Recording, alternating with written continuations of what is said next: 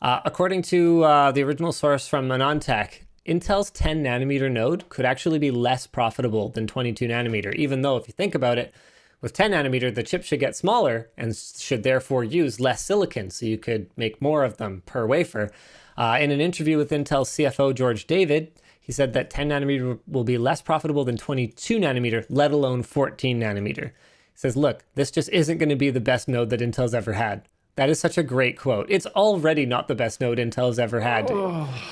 It's going to be less productive than 14, less than 22. The fact is, it isn't going to be as strong a node as people would expect from 14 or what they'll see in 7.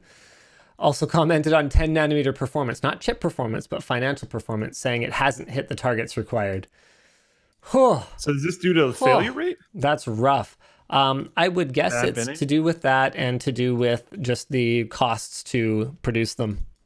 Big yikes. I mean, part of it too, I'm not reading all the notes here, so I'm just kind of guessing at this point, but part of it too could have just been how much cost they've sunk into development of it at this point, and just knowing that they're just never going to get some of that back.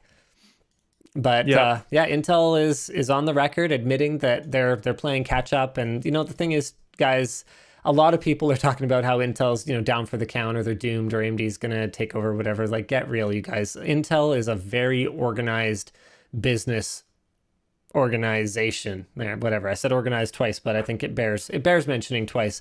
They are an enormous machine, and they have their fingers in so many different pies that even if AMD took 100% market share of desktop CPUs, Intel would still be very, very much alive. I mean, I did a new workstation build this week running Threadripper 3rd gen, 24-core processor, amazing processor. Runs a little hotter than I expected. I was following Intel rules when I spec'd the cooler for the system. So typically with Intel, you've got 8 different chips that are rated at whatever TDP. And as you go down in clock speed or core count, like that was just like a worst case scenario. And it's like actually a lot less than that. So I assumed that the 280 watt TDP of the 24 core 3rd gen Threadripper was like, probably not. No, it definitely actually sucks back 280 watts of power when you're loading it up fully. So we're going to have to change out the cooler in that. But anyway, the point I was going to make here was that even in an AMD CPU, AMD motherboard system, Intel still got some silicon in there. We went with an Optane-based boot drive because it is hands down the fastest you can get for a boot drive today. And these are serious machines for serious work. We want that responsiveness, we want that endurance, and we want that trust, honestly. Like when it comes to knowing something is probably not going to die, I would take Intel over almost any brand,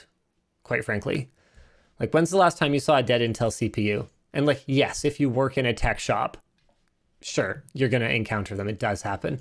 But as like a consumer, the odds of having a CPU from either AMD or Intel die just sort of spontaneously, very low. I haven't seen a CPU death on either side that wasn't prompted by some form of misuse in like many, many years.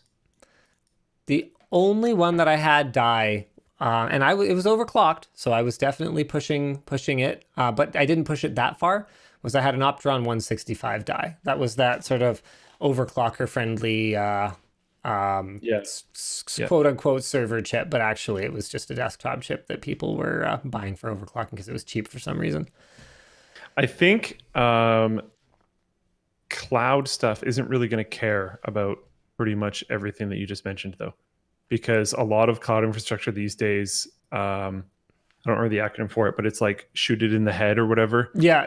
Like if something just starts acting improperly, just end it and get another one, and like spin things down and spin things up rapidly and have tons of redundancy and all this other kind of stuff. So like one server going down is not catastrophic.